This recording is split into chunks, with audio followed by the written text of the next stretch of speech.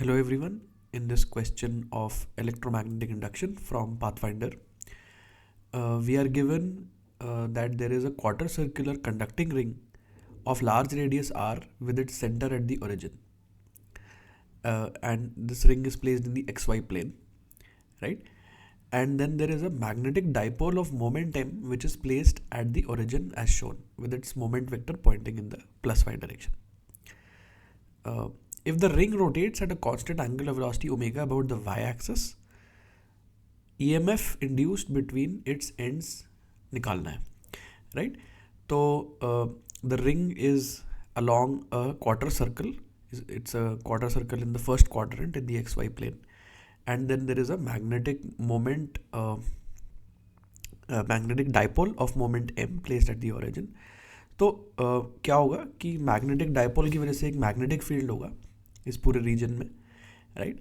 और when the ring rotates about the y-axis, when the ring rotates about the y-axis, it is moving in a magnetic field, and whenever a conductor moves in a magnetic field, there can be a motional EMF induced in it, right? तो इसको हम बहुत ही step wise करेंगे problem को, धीरे धीरे we will unfold all the layers of the question, right, one by one. So first step is to write the magnetic field due to the magnetic dipole, right? तो magnetic dipole को हम resolve कर सकते हैं just like we can resolve electric dipole, because electric dipole magnetic dipole moments are vectors. So the process of finding the magnetic field at a particular point on the ring. तो ring का rotation एक बार समझते हैं कि जब ring rotate कर रही होगी, right, about the Y axis, right? So about the Y axis there is a symmetry, right? The magnetic field due to the magnetic dipole will be symmetrical about the y-axis, right? क्योंकि the dipole vector, moment vector is pointing in the y direction, right? तो suppose मैं किसी point पे हूँ xy plane में, let's say इस point पे हूँ, right? और मैं इस point basically y-axis के about मैं अगर किसी so forget the point. Let me look at the path of a particular point on the ring as the ring rotates about the y-axis. तो ये ऐसा कुछ path होगा, ऐसे कुछ circular path में ये point मूव करेगा.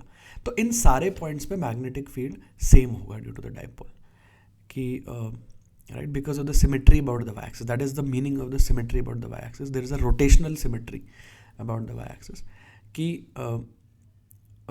points which are equidistant from the y-axis, right? Like the path of a particular point on the ring, on all points, at all the points on that path, the magnetic field will be the same due to this magnetic dipole, right?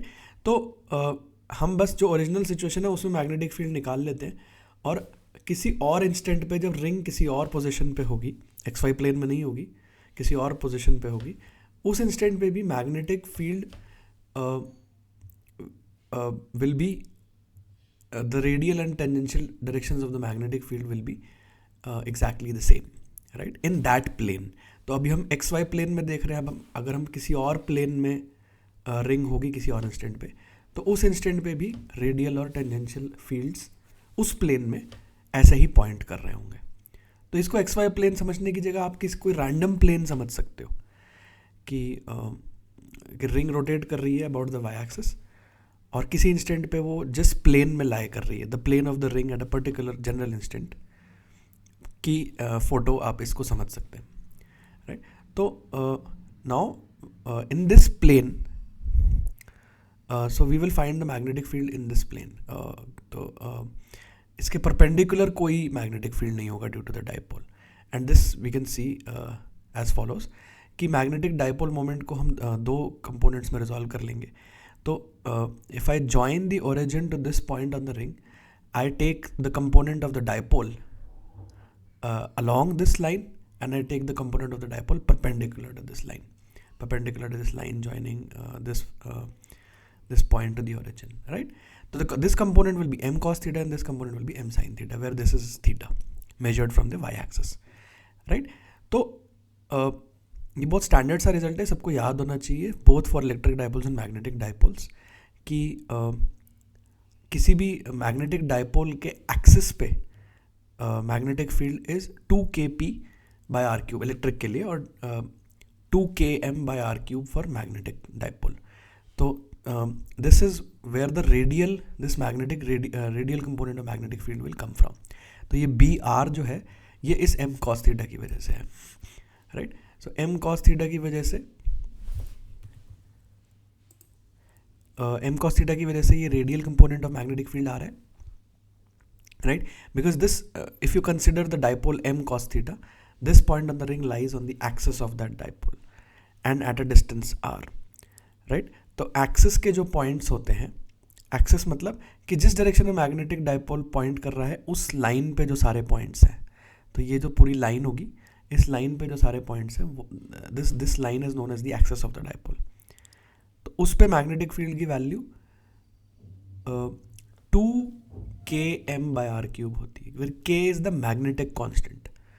In the case of electric dipole, it is 2kp/r³, where k is the electric constant, 1/4πε0. तो 1/4πε0 electric constant होता है, Coulomb's constant होता है, और μ0/4π magnetic constant होता है, right. तो μ0/4π into 2m/r³, और m क्या है, m cos थीटा है. तो इस m cos थीटा के एक्सिस पे ये पॉइंट है, तो उसकी वजह से एक ये वाला अलोंग दिस लाइन एक मैग्नेटिक फील्ड होगा, और ये वाला जो मैग्नेटिक डायपोल है m sin थीटा, इसकी वजह से एक टैंजेंशियल कंपोनेंट होगा, क्योंकि for this dipole this point lies on the equator of the dipole, right. This point lies on the equator of the dipole. तो बेसिकली हम ओरिजिनल डायपोल के रेफरेंस में इस पॉइंट को नहीं देखेंगे, क्योंकि ओरिजिनल डायपोल वाई डायरेक्शन में पॉइंट कर रहा है, तो ये पॉइंट कोई जनरल पॉइंट हो गया, और जनरल पॉइंट पे मैग्नेटिक फील्ड लिखना इतना ईजी नहीं है. We know two very ready-made results, very easy results to remember, कि एक्सिस पे मैग्नेटिक फील्ड क्या होता है और इक्वेटर पे मैग्नेटिक फील्ड क्या होता है, राइट. एक्सिस क्या होती है कि डायपोल जिस डायरेक्शन में पॉइंट कर रहा है वो वाली लाइन, और इक्वेटर क्या होती है कि जिस डायरेक्शन में मैग्नेटिक डायपोल पॉइंट कर रहा है उसके परपेंडिकुलर वाली line, passing through the point where the dipole is located. So lot of information to digest. You can rewind the video and watch the last part again to understand कि magnetic field कैसे लिखा जा रहा है. तो m cos theta की वजह से एक्सिस पे एक जो पॉइंट है वहाँ पे magnetic field is this much, और ये वाला जो मैग्नेटिक डायपोल है इसके रेफरेंस में देखें इस पॉइंट को, तो this point is now on the equator of this particular dipole. m sin theta के इक्वेटर पे रख ये पॉइंट है, तो वहाँ मैग्नेटिक फील्ड होता है kp/r³, -kp/r³. Minus denotes the fact that dipole का जो डायरेक्शन है उससे ऑपोजिट डायरेक्शन में फील्ड होगा. तो डायपोल इधर पॉइंट कर रहा है, तो magnetic field will be opposite, whereas for m cos theta it was in the same direction. तो एक्सिस पे magnetic field is in the same direction, tangent equator पे magnetic field is in the opposite direction to the dipole moment. तो ये दोनों result को use करके we write these two magnetic fields. Now as the ring rotates, यहाँ पे velocity भी बनाई है मैंने, तो velocity at this particular instant, तो I am showing that omega is such that this point is moving out of the plane. तो obviously you can understand that at any instant of time whatever plane the ring is in, the velocity of all the points on the ring will be perpendicular to that plane, right. तो ये जो figure का plane है, तो ring के सारे points की velocity perpendicular होगी. ऐसे सोचो कि वाई एक्सिस के अबाउट ये रिंग रोटेट कर रही है. Imagine this ring rotating about the Y axis, then velocity of all points on the ring will be perpendicular to the plane of this figure, either going in और either coming out. So coming out वाली velocity मैंने assume कर ली है. So you can assume any of the two into the plane और out of the plane. तो out of the plane वाली velocity मैंने v ले ली है, right. The next step is to write the force on a particular charge particle inside the ring. तो basically अब ऐसा हो रहा है कि ये एक कंडक्टिंग रिंग है, जो कि एक मैग्नेटिक फील्ड में मूव कर रही है. हमने मैग्नेटिक फील्ड निकाल लिया है. मैग्नेटिक फील्ड के दो कंपोनेंट्स हैं. हमें वेलोसिटी पता है. So we can now write the EMF, right. तो उस EMF को कैसे लिखते हैं कि we will write the force on a charge particle inside the ring. The force on a charged particle inside the ring will be can be found using the cross product, right? तो velocity Q into V cross B, और B के दो components हैं, तो we will get two components of force. तो velocity का मैं BT के साथ cross product लूँगा, तो I will get this FR, right?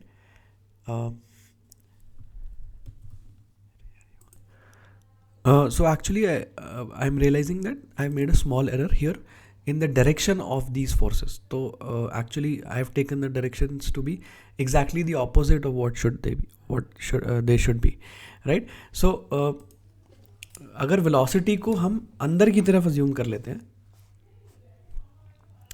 तो let me just correct this कि velocity को मैं अंदर की तरफ ले लेता हूँ. So velocity is into the plane. Velocity of this point of the ring is into the plane. तो अगर V cross BT करेंगे, Q into V cross BT, so V is into the plane, so I will get this radially inward force FR, right? So ये FR का जो magnitude है, that will be Q into V into BT. कि basically magnetic force comes from cross product of velocity and magnetic field, but यहाँ magnetic field के दो components हैं. So I will take cross product twice with each component. And therefore I will get two directions, two components of force. So FR is radially inward and FT is in this direction. तो velocity का अगर मैं BR के साथ cross product लेता हूँ, तो I will get a tangential force in this direction. So the magnitudes are such. तो basically Q into V cross B से किया है. Once cross product is taken with BT and once cross product is taken with BR. I hope you all know how to take cross product using right hand rule. So these two FR and FT are the magnetic forces, components of magnetic force on that charged particle. अब क्या होता है कि इस magnetic force की वजह से whenever a conductor moves inside a magnetic field, due to the magnetic force, charged particles move around and they separate. कि मतलब positive charge obviously जिधर force लग रही है उधर positive charges चले जाएंगे, और जिधर फोर्स नेगेटिव चार्जेस पे ऑपोजिट डायरेक्शन में फोर्स लगेगी, क्योंकि उनके लिए Q की जगह -Q डाल देंगे. Basically magnetic force will be opposite in direction for positive and negative charges. So negative charges move to the other side. Due to this separation, there will come about an electric field inside the ring. And that electric field will be such that in the steady state, the force on the charged particles will become zero. क्योंकि steady state वही है कि initially कुछ movement हुआ charges का, but finally charges will not move. They will not move relative to the ring. Of course, the ring is moving, so they are moving with the ring, but they are not moving relative to the ring. The relative to the ring कोई भी motion of charges खत्म हो जाता है, and at that point there is a magnetic force. तो कोई charge particle जो यहाँ पे लोकेटेड होगा उस पर ये दोनों मैग्नेटिक फोर्सेस लग रही होंगी, बट अगर उसको इक्विलिब्रियम में रहना है तो इलेक्ट्रिक फोर्स भी लगनी पड़ेगी, and electric forces will be equal and opposite to these two components. तो FT के ऑपोजिट एक इलेक्ट्रिक फील्ड होना चाहिए. पॉजिटिव चार्ज की बात कर रहे हैं, नेगेटिव चार्जेस के लिए सारे एरोज उल्टे हो जाएंगे एक तरीके से, मतलब इलेक्ट्रिक फोर्स भी उल्टी हो जाएगी, मैग्नेटिक फोर्स भी उल्टी हो जाएगी. तो discussion will be exactly similar. But positive charge के लिए टेंजेंशियल फोर्स इधर लग रही है, तो इलेक्ट्रिक फोर्स के ऑपोजिट लगनी चाहिए, इक्वल एंड ऑपोजिट. तो उसके ऑपोजिट एक इलेक्ट्रिक फील्ड होना चाहिए, और रेडियल फोर्स को बैलेंस करने के लिए एक रेडियली आउटवर्ड इलेक्ट्रिक फील्ड होना चाहिए. So this is what I have written here, that in the tangential direction the tangential electric field का force should be equal to tangential component of magnetic force. तो यहाँ से ET आ जाता है कि tangential direction में इलेक्ट्रिक फील्ड का value क्या होगा, ऐसी रेडियल डायरेक्शन में इलेक्ट्रिक फील्ड का वैल्यू क्या होगा, right. So I hope you can all follow. तो बेसिकली क्या हुआ कि because of the magnetic force charge separation हो गया, उसकी वजह से एक इलेक्ट्रिक फील्ड प्रोड्यूस हो गया. इलेक्ट्रिक फील्ड का सोर्स क्या है यहाँ पे कि चार्जेस सेपरेट हो गए. अगर चार्जेस ओरिजिनली रिंग एकदम न्यूट्रल था, मतलब कोई भी छोटा सा सेगमेंट भी अगर ले रिंग का तो वो इनिशियली न्यूट्रल था. एज अ होल तो रिंग न्यूट्रल है, बट चार्जेस का कोई सेपरेशन भी नहीं था, तो कोई इलेक्ट्रिक फील्ड नहीं था. But because charges got separated, positive charges went one way, negative charges went another way. So there came about an electric field due to that. And because of this electric field, there will come about a potential difference between the ends of the ring, which we can say that is the EMF. It's the potential difference that appeared between the ends of the ring, and it's the EMF. तो अब अगर हमें EMF निकालना है between the ends A and B, तो ये एक and है और ये एक एंड है, तो हम अलॉन्ग द रिंग ट्रैवल करेंगे और tangential component of electric field का लाइन इंटीग्रल निकाल लेंगे. Basically potential difference between any two points is the line integral of electric field, integral E dot dl moving along a path. Right. Radial component of electric field will not contribute to this. Radial component of electric field will not contribute to this because it is perpendicular to the ring. So we are moving along the circular path, calculating the line integral, but the radial component is perpendicular, so it does not contribute. So we can simply integrate the tangential component as I have shown here. The tangential component ये है, उसमें मैंने अब BT की value डाल दी ऊपर से, BT की वैल्यू ऊपर निकाली हुई थी हमने. तो EMF between A and B मैंने सिर्फ मैग्नीट्यूड निकाला यहाँ पे. The direction we can see from the direction of the electric field, कि इलेक्ट्रिक फील्ड का डायरेक्शन इस डायरेक्शन में ऐसे है. So that means B is at higher potential. Electric field always points from higher potential to lower potential. और ये जो expression है इसका साइन भी रिवर्स नहीं होगा, इसमें साइन थीटा कॉस थीटा है, तो theta goes from 0 to π/2. Both sine and cos are positive, so this does not reverse direction. तो हर जगह टेंजेंशियल कंपोनेंट ऐसे ही है, from B to A. B to A की तरफ कोई है. So we just calculate this line integral, which is very simple, and we get this answer, and B is at the higher potential. So through this question we learned the whole process of motional EMF in detail, and in the process we also learned a few things about how to write the magnetic field due to magnetic dipole. So I hope you enjoyed the video, and thanks for watching.